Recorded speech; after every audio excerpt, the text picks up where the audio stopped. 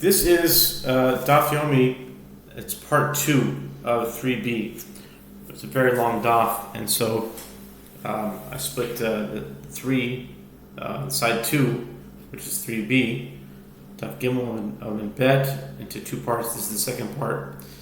Starting from the Mishnah of Haru Beit Din, Yadu Shitau V'Chazul Bahin.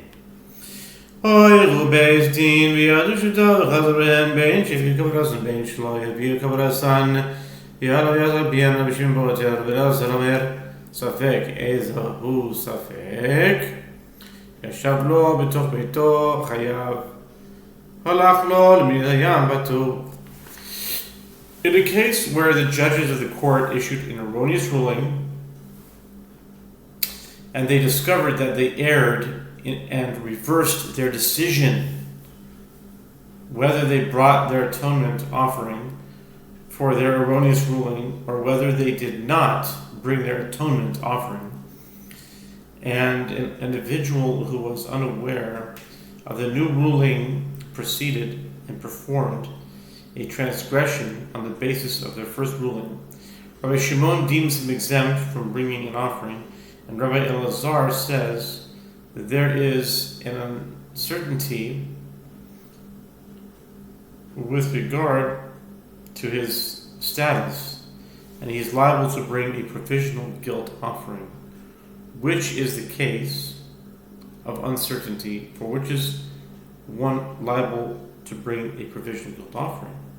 If one sat inside his house and performed a transgression, he is liable to bring a provisional guilt offering, as he could have learned of the change in the court's ruling. If he went to a country overseas and he is relying on the initial ruling, he is exempt. Amar lo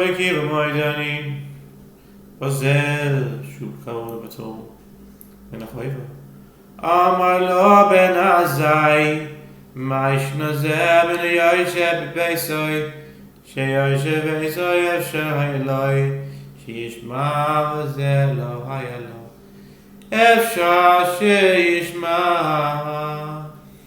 Rabbi Akiva said, I concede in that case of one who went overseas that he is closer to exemption than he is to liability. Ben Azai said to him, in what way is this person who went overseas different from one who sits in his house? Rabbi Akiva said to him, the difference is with regard to one who sits in his house, it would have been possible for him to hear of the court's reversal, but with regard to that person who went overseas, it would not have been possible for him to hear of the court's reversal. Hoyru Beit Din lakos kol haguf, Amru ein nida b'Torah, ein Shabbos b'Torah, ein avodah zarah b'Torah, harei ein lo b'turin, hoyru levatul miktzas, l'kayem miktzas, harei ein lo chayavim. The Mishnah explains for which type of unwitting transgression, based on the ruling of the court, there is liability to bring an offering. In the case where the judges of the court issued an erroneous ruling to abolish the entire essence of a mitzvah, not only the detail thereof, they said there is no prohibition against engaging in intercourse with a menstruating woman, written in the Torah, or there is no prohibition against performing prohibited labor on Shabbat, written in the Torah, or there is no prohibition against engaging in idol worship, written in the Torah. These judges are exempt, as this is an error based on ignorance, not an erroneous ruling. If the judges issued a ruling, how could a judge issue a ruling against these fundamental things? It doesn't make sense.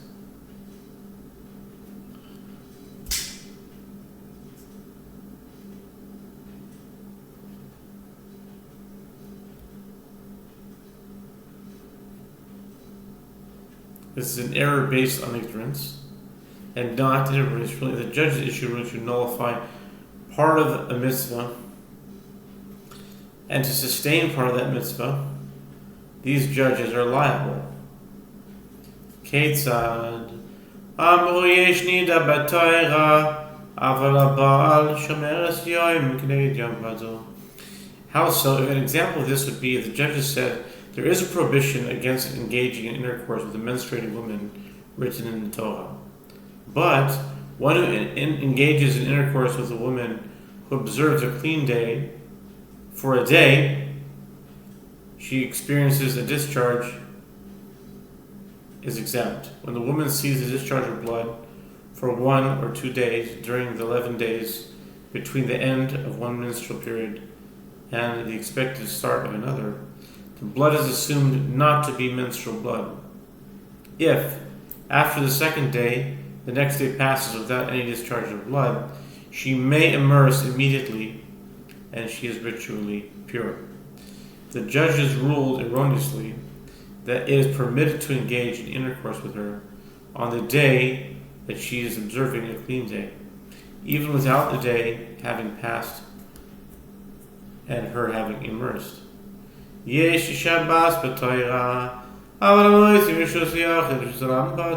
example is if they said there is a prohibition against performing prohibited labor in Shabbat written in the Torah, but one who carries out objects from the private domain to the public domain is exempt. Yesh avodah zarah b'Torah aval hamishtachaveh patur. Harei elu chayav v'shinema v'nelem devar v'lo kol haguf. Another example is if they said there is a prohibition against engaging in idol worship written in Torah, but one who bows to the idol but does not sacrifice an offering is exempt. In all these cases, these judges are liable, as it is stated, and the matter is hidden, Leviticus 4:13, from which it is derived that there is liability only if a matter, a single detail is hidden, but not if the entire essence of a mitzvah is hidden. Doesn't make sense to me. Okay, that's the Mishnah. The Talmud says, Amar Rav Yehuda Brav, Ma yishna Rabbi Shimon ha'ya b'shus beis din hu'oisi.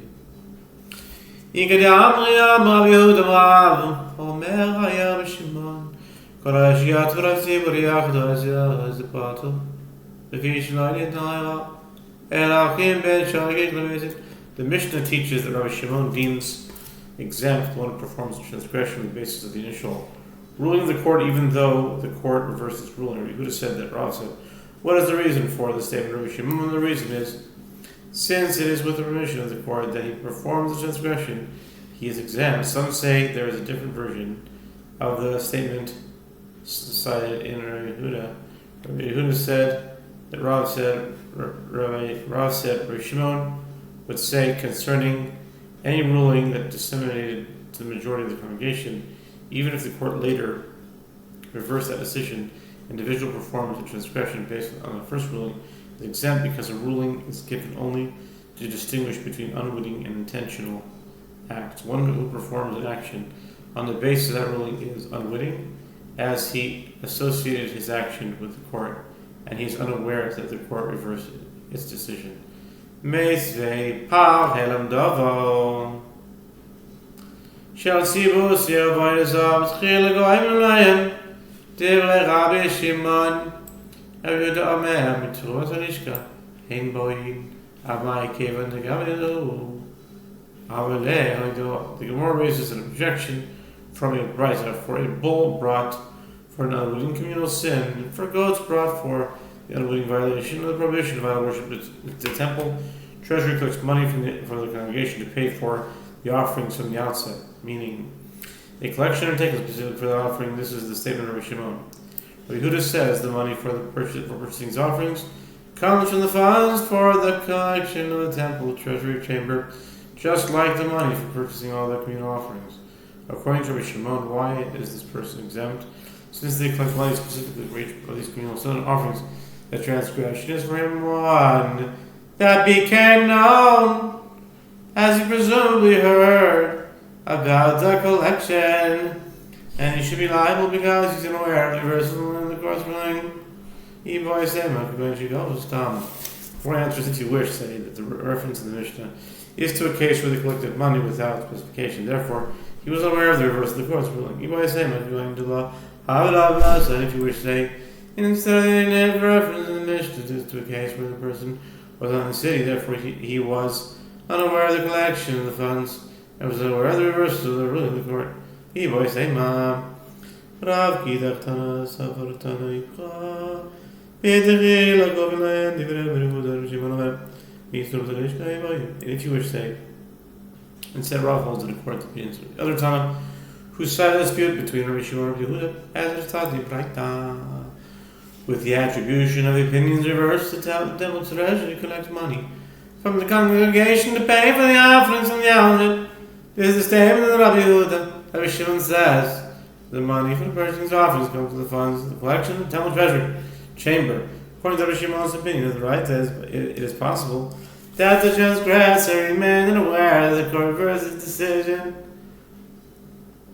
Tani, Rabbi Meir Machayi, Rabbi Shimon Potel. Rabbi Yosef Meir Safek Mishum Sumchus Amru Talui.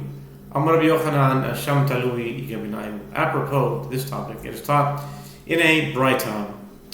If an individual performed the transgression on the basis of the original ruling of the court after the court reversed its ruling, Rabbi Meir deems him liable to bring a sin offering, and Rabbi Shimon deems him exempt. Rabbi Elazar says there is uncertainty with regard to his status.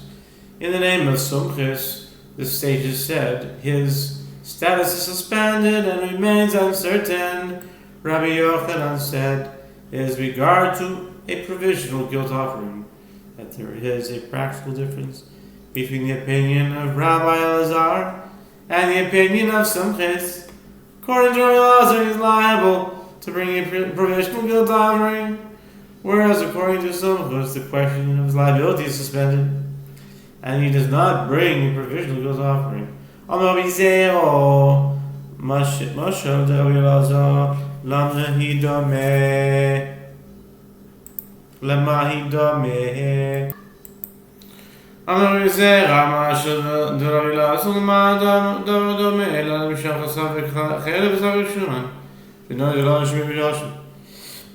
Rabbi Zera says there is an analogy to illustrate the opinion of Rabbi Elazar to what is this matter comparable.